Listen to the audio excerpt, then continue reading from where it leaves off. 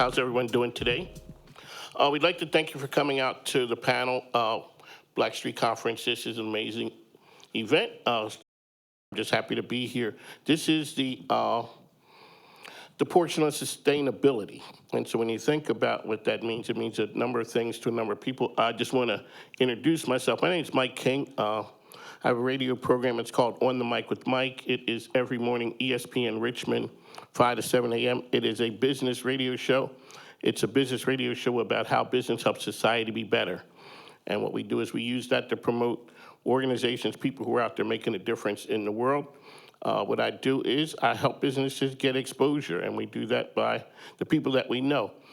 This business ecosystem here in Richmond is on fire. It truly is, and I've been doing this for a while now. And I'm going to introduce the folks on the panel. I'm going to let them introduce themselves. But the gentleman to the left, I remember him years ago with Richmond Inno. He's been in the game for a long time. And so without further ado, ma'am, we're going to start with Lee Jones here. Okay. Hey, y'all. My name is Leah Jones. Nice to meet you all. Happy to be here. I guess a little bit about myself. I'm the Director of Communications at an organization called the Community Climate Collaborative. So we work locally with all sorts of stakeholders, business, community included, to try and come up with climate solutions for our communities. Yeah. Well, thank you for being here. All right, I'm Hamilton Perkins. I'm founder of Hamilton Perkins Collection, and we make award-winning products from recycled materials, and we're making our own materials. We've already sold about a little under 100,000 of these type of products to consumers and Fortune 500 level companies, and we got an insight from those companies that they basically like our products, but they really want to give us their supply chain waste.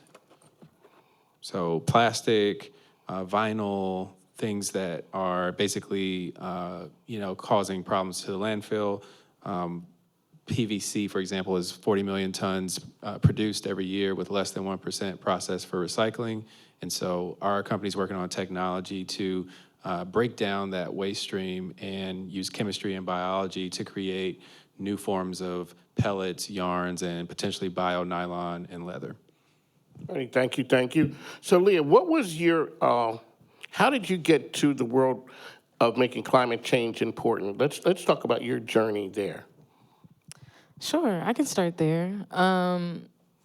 Just to, I guess, it's more so something that I fell into rather as well, even though growing up I've always been more of a nature kind of gal. I went in to William and Mary thinking I was going to study marine biology, and instead I came out more so focused on environmental justice and the ways that we see the intersections between environment and the people and how it impacts them, particularly people of color. I found that especially just starting out in my undergrad experience, there wasn't anyone who looked like me.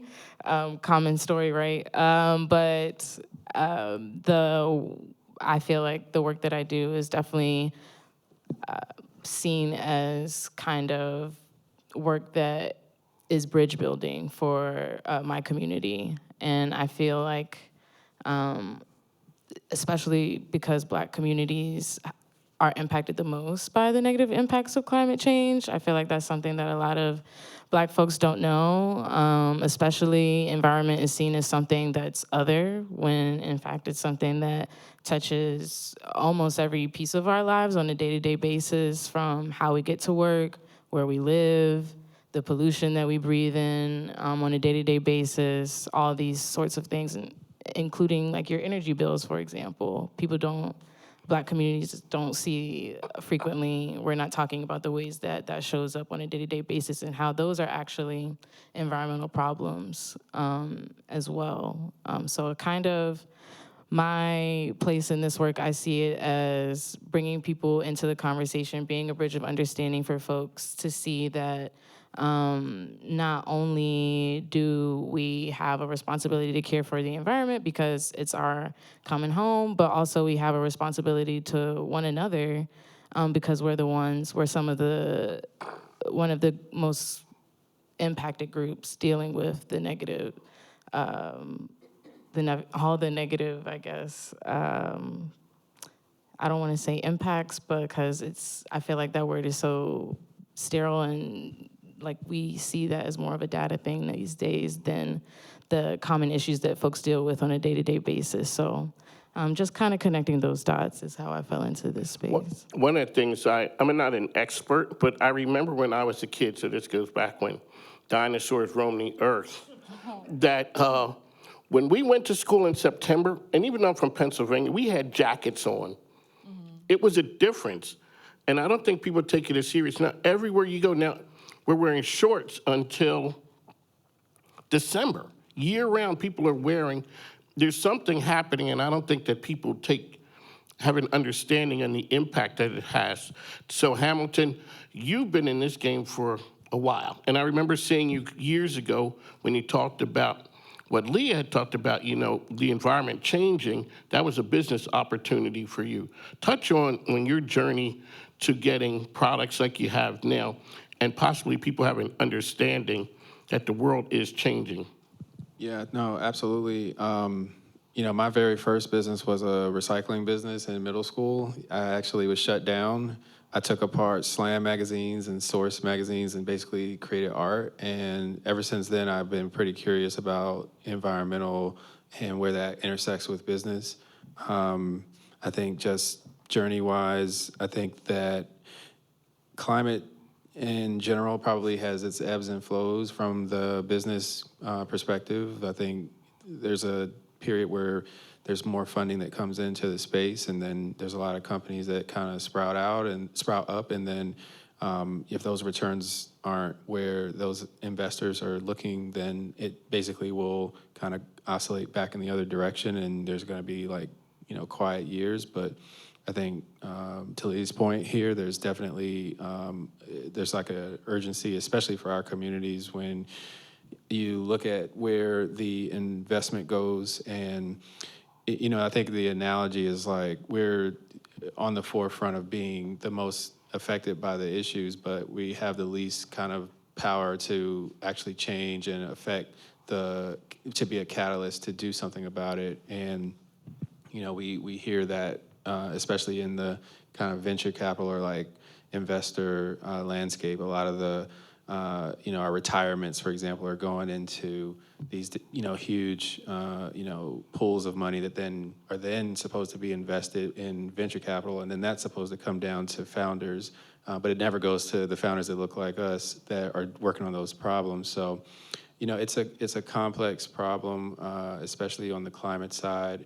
I think I've been able to, I did live in Virginia. I moved out west. I live in California now. And so out there, I've been able to kind of, get a little bit closer to just some of these like ecosystems and sources, and just kind of hear like what is the conversation about when it relates to climate, and going to the climate weeks in San Francisco, and I'll be at New York Climate Week next month. And I think, my big takeaway, I think, is that the statistics, and as bad as they may sound, I think it's important for us to know that it basically is like a barrier. I think a lot of times it's like, if you already know going into something that it's going to be a challenge, and this could be business or this could be personal, it is a lot easier to just like give up if you just say, oh, well, that's not for, people of color, or that's not something we should be doing. I think it's easier to just like give up, just say, hey, I'm not going to go. But I think half the battle is like actually showing up, and I've been kind of surprised at like what's on the other side just by showing up. So, Leah, the next generation of you, how do we determine and help them understand that the climate change, we need to address it, but also from a business model that there are opportunities here for people of color? Absolutely. I think from just a youth perspective, I think climate change is something that, in general, youth have become more open to, are very understandable of it and understanding of it rather, and it's actually something that I feel that many people in my age group and below see it as like an actual issue that needs to be addressed, just because, to your point earlier, we can see the ways that climate change is impacting everyday lives more so now than we ever have. And that's only when we're talking about like wearing shorts until December, right? But also when we're talking about how hot it is in a place like Jackson Ward that has less tree canopy, you know, I think that's something that the youth in general, the younger generation, sees us having to address, because up until this point, it hasn't really been done in a real way. So that's just the youth perspective, at least in my opinion. But I think just generally in the business community, particularly for business owners of color, there's a huge opportunity, especially now with all of the funding that's been brought down the line or that's available now through something called the IRA, the Inflation Reduction Act. The government has now released all these funds. I think it's over like $3 billion. Hold on, there's money out there? There's money, and that's Okay. what we're trying to tell. That's the most important piece, I feel like, that so many communities of color, Black people, are missing when we're talking about the term sustainability and going green. I think there's a big, I want to say maybe an alarm, or it's automatically like, that must mean money. I'm not trying to do that. Especially because when we talk about the terms sustainability, green, it's going green, at least for me, a particular demographic comes to mind. And it's not. It's maybe, not like you and I, outside of whether that be particularly just because the environmental space, even to how I speak into my personal experience in undergrad, it's just a very white field industry, all of it, which is why it's even more important for Black people to take advantage of these monies that have now become available through things like the Inflation Reduction Act. And I think also a lot of folks don't even know about all of the other financial opportunities that are out there for Black business owners to take advantage of in this time where the United States is encouraging more sustainability, changes in infrastructure, more energy efficiency. There's now all these tax credits available to business owners to literally get full energy efficiency upgrades, HVAC, lighting, cooling, appliances. I think more than anything, it's just making sure that people know about how to go about that. Knowing that those options are available. And then also, I know another big deterrent for a lot of business owners is just the time that it could take to go through, the process of applying for these tax credits, or applying for things like another program called CPACE, stands for Commercial Property Assessed Clean Energy, which, once again, another program that can fund up to 100% of projects related to lighting, cooling, other energy efficiency projects, even stormwater management for your business. So I think it's just about, really doing the research, and maybe even having an organization like C3, the Community Climate Collaborative where I work, who kind of encourages businesses to explore those options and walk through the process of what that would look like. Ma'am, I have been on the radio for 5 years talking business every day. I've never heard any of those things. And business owners are always looking for an edge. No one's ever talking about those opportunities or ways, to raise capital or, I guess, reduce your cost. Hamilton, is that the world you operate in, where there aren't a lot of people who look like us? And how do we find the next generation when you're going into a place that people see you and they think, I can do what he's doing? Yeah, sheesh. I would say He said, sheesh. That's, you know, when a person says that, it's kind of like, oh, Lord, here we go. This is going to be something. sheesh. I would say, yeah, to the point, I mean, I didn't know that this whole world really existed. Like, I got into this thing called the Los Angeles Clean Tech Incubator, and I went through a program called Founder Business Accelerator, 6 months, 15 companies, no funding. They gave us business support service, but it exposed me to grant stock of climate funding under that.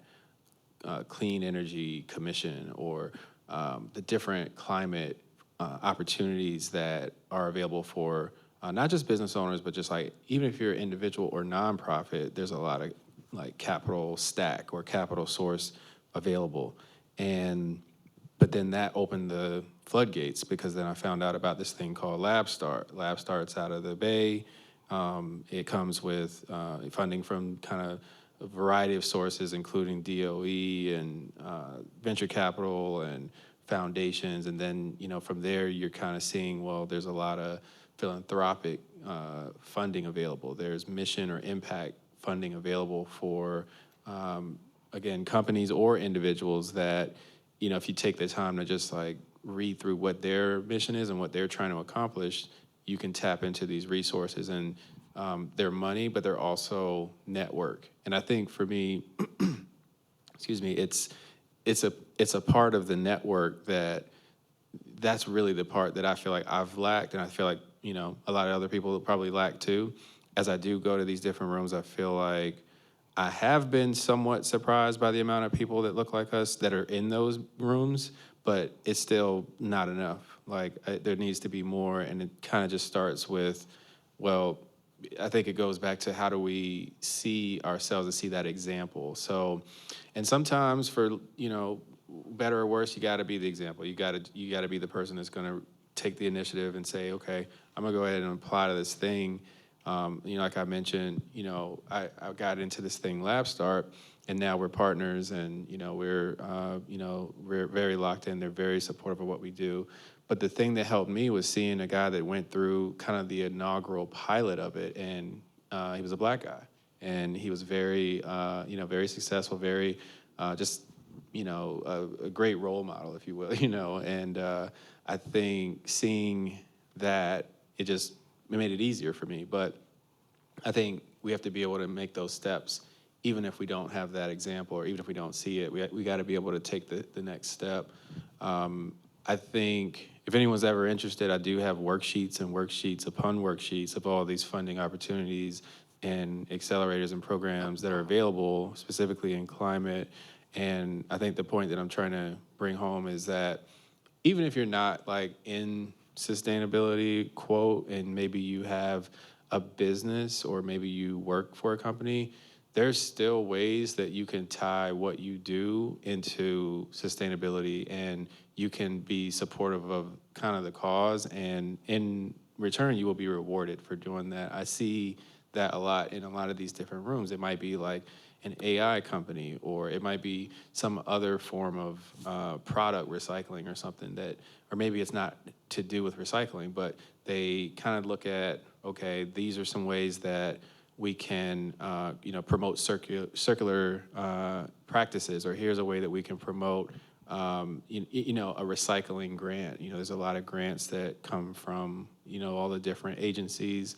There's a lot of research, and I'm probably going to butcher it, but I think for every agency that spends at least, if their budget is over $1 billion, then they're required to do these SBIR, TTR, Small Business Investment Research, I believe, innovation research, and you can write a proposal, and they'll tell you if you don't get it, what you need to do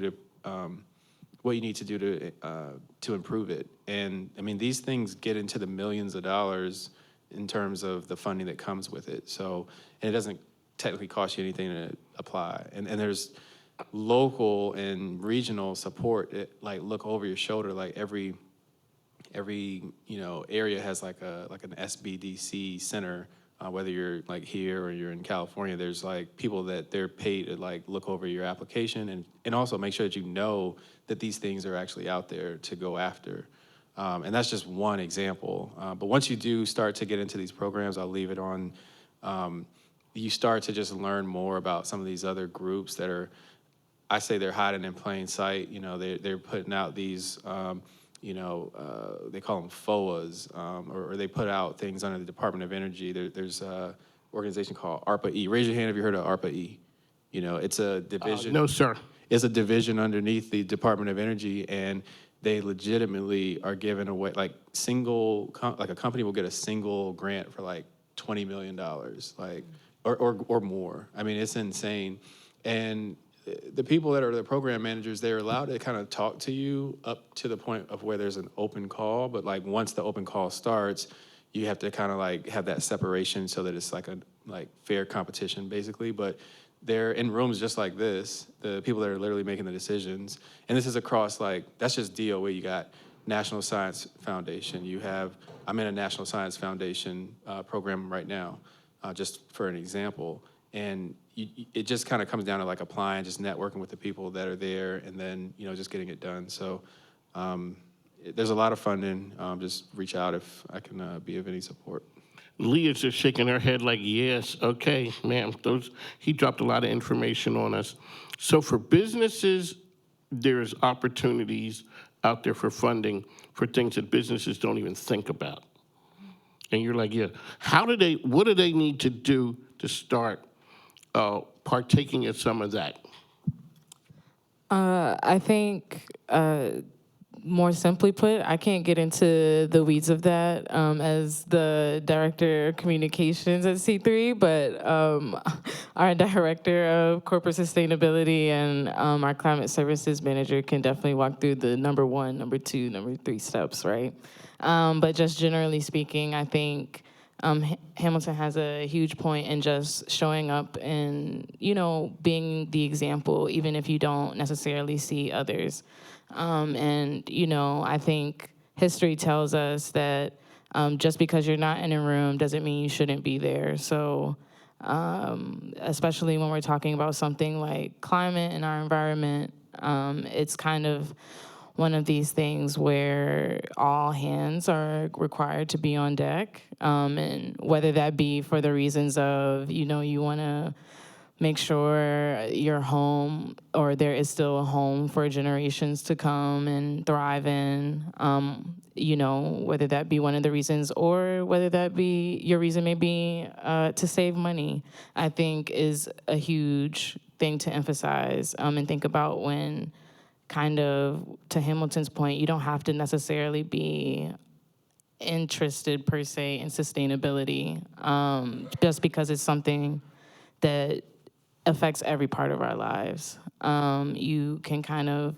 learn and kind of see how this ultimate, at least I kind of think of it instead as a shift in thinking of seeing, instead of talking about environment, seeing sustainability as something to dabble in. It's just kind of a part of how you operate, kind of in the ways that Black people, I feel like especially, are sustainable a lot of the times at home without even realizing. How many people reuse plastic bags? How many people, don't like when their thermostat is touched? Okay?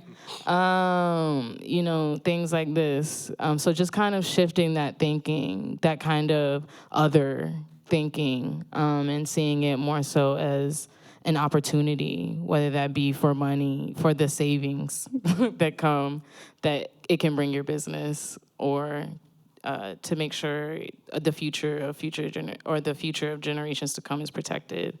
So just asking questions, taking advantage of opportunities like this, and I guess your point about just kind of learning more as soon as you get connected, kind of hiding in plain sight.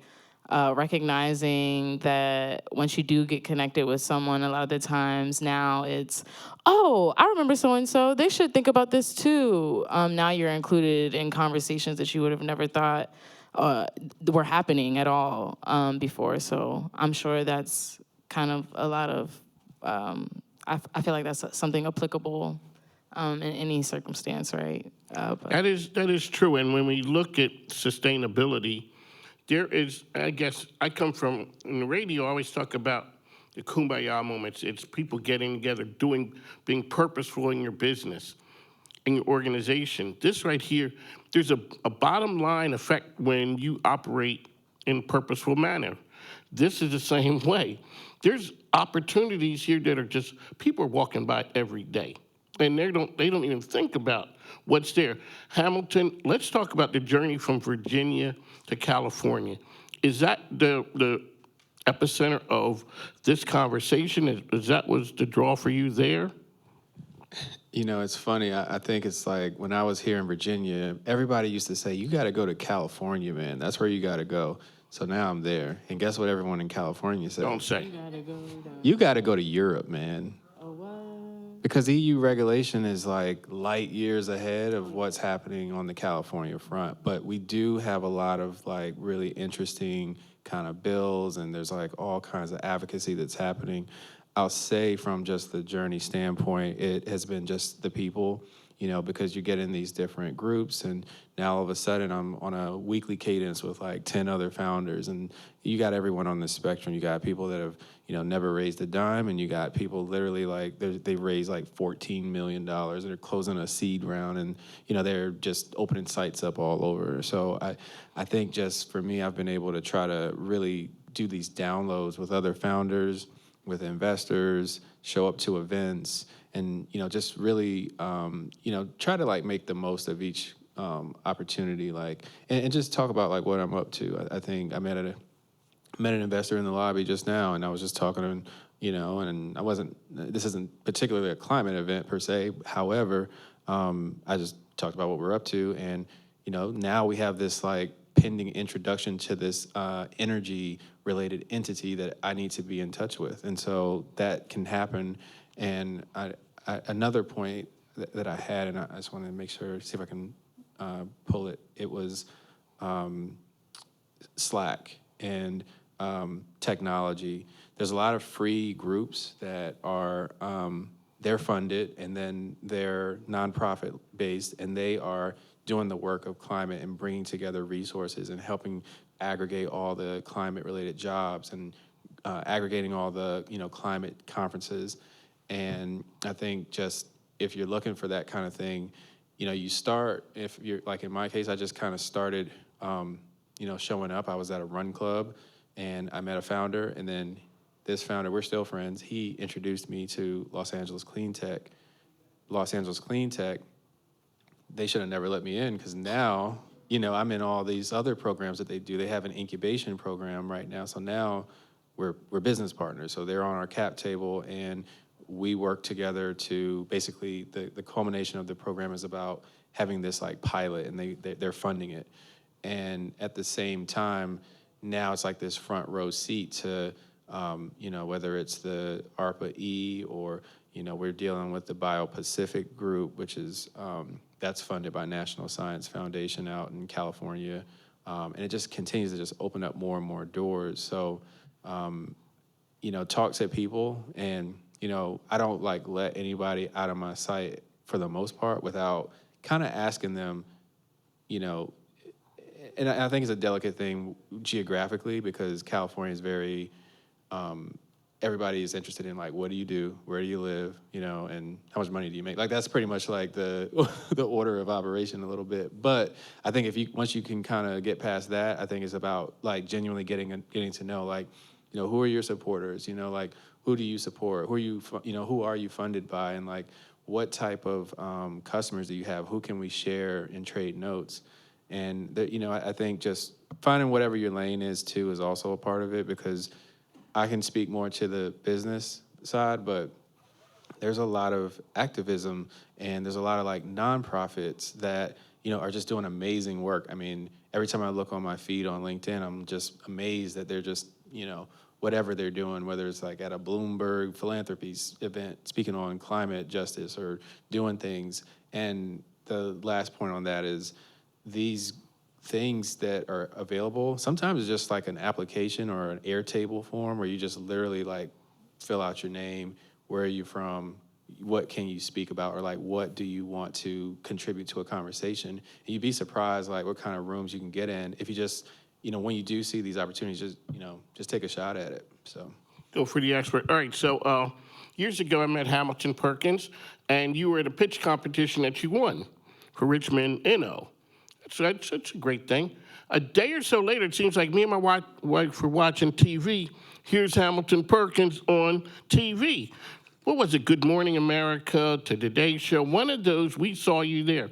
Talk about, from a business standpoint, the evolution of the business, because everyone has an idea. And how do you take it from idea to making magic happen? Okay, yep. So I started with recycling business in middle school. Always was like very entrepreneurial. I helped my mom like do her craft business, which like was her side hustle. She would pay me like 10 cents to basically help her with like different floral arrangements and Christmas decorations, just like assembly. But that got me into just like going to New York, buying Supreme and Bape, and then coming back down to Virginia and reselling it before StockX, Instagram, GOAT, those type of things. Going to IKEA and bringing back furniture and reselling it because it was modern and people thought it was cool. I basically just had that kind of always thinking about how do I like bring more value to a conversation or to an economy of sorts. And then I got a job in banking after freelancing for a little bit out of college. I didn't get a day job right away. I just moved to DC and just freelanced on marketing. And then I was working at the time, I worked at a bank, worked in 8 out of 10 lines of business. And I was about 2 years in, and an exec from William & Mary came and sat with me. He had gotten his MBA, and he was like, they have this great program at William & Mary, you should check it out. And I was like, okay, I was making product, like tote bags, hats, all kinds of like accessories, just designing them and selling them. And I was, oddly enough, I had been at William & Mary doing that before. And just fast forward, got into William & Mary. I didn't have the grades at all, and I got my firm that I was working at. They sponsored me to go because the way it worked was I applied to get in first and got in, and then had to figure out how to pay for it because it was a lot, and I didn't have any of it, and I was able to get a proposal signed off on so that I could actually go, and that got me out of the office twice a month. We went to Athens, Greece, Hong Kong, Shanghai, and we did all this like touring of small businesses, and I'm just collecting information and just like meeting so many people. And at the time I had my own side hustle of I was making handbags and I was selling it to like boutique banks and law firms and just like, athletes or whatever just like would help them stand out. And one day I just said, what if we actually made the product from like recycled material? Like I kind of surveyed them to see would they be interested in it. And fast forward from that, I put that product on Kickstarter, had a $10,000 goal, hit the goal in 6 days, and then shipped about $25,000 of pre-orders. I quit my job on the month that I set on my vision board that I was going to quit my job. And then I basically did pop-ups for like the next 2 years, like going to Haiti, where we were getting plastic to see what that looked like. We did trade shows. I started selling the products into independent stores. We got about 200 independent stores that carry it. From there, we ended up just getting Zappos.com to be the very first like anchor customer that said, we'll give you our vinyl, like all our products are lined with vinyl. And they're like, we'll give you our vinyl, we'll pay you to take it, we'll pay you to make product, and then whatever's left, you can sell it yourself.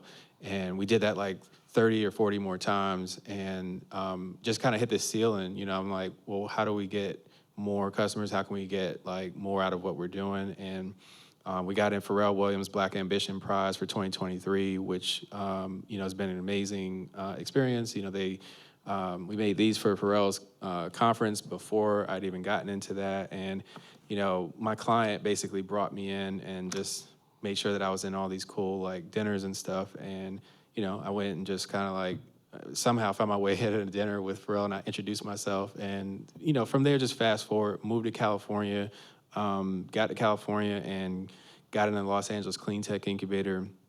That's been a great experience because it's just opened us up to so much.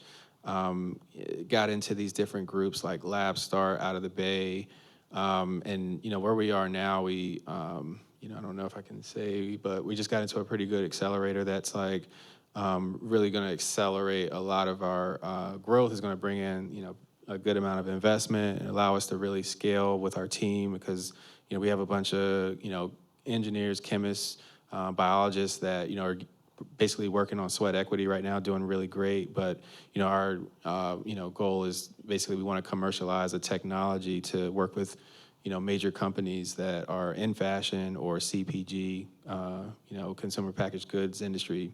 And, I think it's just been just people, just understanding like how to work with people, how to incentivize people, how to, give people what they want. And I don't know, I probably left out some stuff, but. That's something there. That's something you really hit a home run with that. Leah, we're going to open up if anyone has any questions. How are we on time? You have 5 minutes. Good enough. Okay, really quickly, Leah, what's the best part about being at the organization that you're? It seems like purpose is driven all through you. Talk a little bit about the best part about that. Sure. At C3, we kind of, as I mentioned earlier, work with all types of folks, which is, I would say, maybe my favorite part about working at the organization. And also this focus that we have on local solutions when we're talking about climate. I think a lot of the conversations that we have around what solving the climate crisis, mitigating the climate crisis, or mitigating the impacts that come with climate change is definitely more so broad, huge, without that focus of thinking about how our business owners, our entrepreneurs, our schools, our local governments all play a really big part in also creating solutions that help our environment thrive, but also just help our communities thrive in general. So yeah, I would say that. I know I left out a lot of stuff today too. Are you local? I am. I'm based in Richmond. Good enough. We got to have you on the program, that's for sure. I used to work at AccuWeather for 10 years, so I understand the idea of what weather and the climate does. It's a fascinating field. Now, you guys have brought in the business aspect of it, and that's what I'm talking about. All right, so there's a question. If you ask a question, I'll go ahead and I'll recite it again.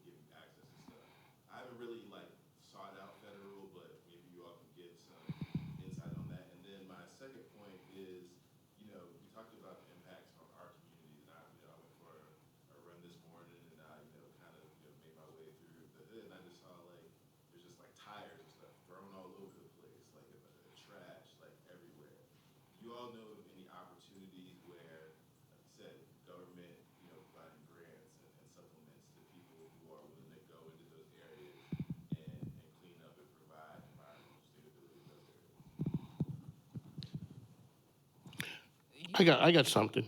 So you need to talk. So one of the things I do in my program is my father would always say, I don't care who you know, it's who knows you. So Philip, what's your guy's name with Richmond Green or whatever? Maybe he needs to talk to my man right there, Philip Noel. That's a connection because that's on the local side to be able to. Richmond's really trying to, I don't know how you guys see it, but Richmond says they're being, green focused. So maybe that's a connection that needs to happen there. Yeah, I mean, I would say, and we're still kind of on this journey ourselves. I mean, we've gotten some bites at the pie. We've won 25K here or 100K here, but I hope to be able to report back to you at some point and say, hey, we won 100 million here or something like that. I think one thing that is our approach, and from the founders that I'm meeting that are successfully closing on these grants, one is like kind of starting with the webinar environment, which is a little bit painful to me at least, and a little bit frustrating just to sit and hear somebody kind of talk. However, if you can manage to do kind of what you're doing right now, you're raising your hand, you introduce yourself. Now in my mind, I'm already thinking, oh, he's got a cleaning business. He has a Hampton Roads connection. I'm from Hampton Roads. I might know some real estate related people that might be good to connect, et cetera. And so the same thing sort of happens at the federal level and at state level where your name just keeps popping up. And eventually when the time comes and they actually have something that's formal for you, you can go after it and it will, you'll know, number one, you'll kind of know what they're wanting to do, but then to Mike's point, you'll be known in a way. And even if it's not a direct, you're taking them out for coffee or something, you're not probably supposed to do that, so don't do that. But I think you just can't help but take up people's mind share in a way, in an informal way. So that's one thing. I think from just other funding standpoint, I think it's the people. It's just you'll start to reverse engineer. That's how we're doing it. We're kind of being in these different groups. I mean, if you're in cleaning, there's probably an equivalent of, and again, I can send you some Slack communities, but there's meetups that happen where, founders get together and they're chatting about all the different funding. They're chatting about all the different contracts that they're able to share or subcontract on. Some of the big ones you might look into are definitely, I mean, Los Angeles Clean Tech Incubator is one. I always, I talk about that a lot. There's a founder here from Richmond that she's in it, or she's already gone through it, and that goes back to the example, I had already gone through it, but seeing that her company had already gone through it was pretty cool. There's Greentown Labs out of Boston and Houston, which offers more of they do offer a membership of sorts, but what happens is once you get into these different groups like that, they're sending you stuff. So a lot of the universities as well, I want to say it's Cornell, they have a listserv every month that goes out. Los Angeles Clean Tech Incubator, for example, I'm on the list. Every month, it's a long email with everything that's coming out from a grants perspective. So, I'm very informed. I know there's a huge recycling grant from Department of Energy that's coming out right now, and the due dates for phase 2 is September or October. The other trick here is pay to play, which I'm still learning, and I have to overcome my own personal development to be able to do it. But there's people that'll write these grants for you, by the way. There's a lot of specific grant-focused people that have really high success rates at going after grants that are $20 to $500 million, and they will charge you $42,000 to write that grant. And so part of it is a faith walk, but then at the same time it is just knowing that that's what the competition's doing. They're literally paying to play. There's the university connections. If you license technology in your cleaning business, let's say, for example, I mentioned I'm in a National Science Foundation program right now. If you were to, if I proceed and I license technology from this university, I will then have all my grant writing I'll get a grant writing stipend, basically. So I will be able to then turn around and hire someone for $10K, let's say, to write my SBIR grant, that thing brings in phase 1, I believe, is it's 150-ish, let's say, but you have to back out fees and pay them. Kind of some of it goes to the university, but phase 2 is the one that's that one's $1 million. It's 900 racks by the time you pull out everything. So I would say definitely take advantage of all of the free stuff first, talk to people, and then, once you have a base, or you might already have a base, use that capital to just make more capital and bring in more capital. This is literally how they think. I was kind of shocked that I was given the advice last week. Someone was like, "Oh, if you're raising money, just set it put a line item in there for like $100K for grant writers." I don't think that way. My brain doesn't even think to pitch that to an investor and that would be okay to an investor. But this is like commonplace. But I wouldn't have known that if I'm like not in, legitimately, I'm in 10 programs right now that are, probably 5 of them are climate based. So, that's what I got. Really quickly, I think I'll also just real quickly add, especially because you said this piece about like community cleanup sort of things. I definitely also wouldn't overlook collaborations with local nonprofits, especially when you're thinking about things like that, because that's how we also do a lot of our work in combination, literally with housing groups, housing coalitions, or schools, the county themselves, all of that. So people may already be doing that work. You just have to get, included in the team, I think also I'll mention something more specific. Medici Roads, they offer climate grants as well. I think they're about to start another application process for grants. Maybe look into seeing what those requirements look like to apply.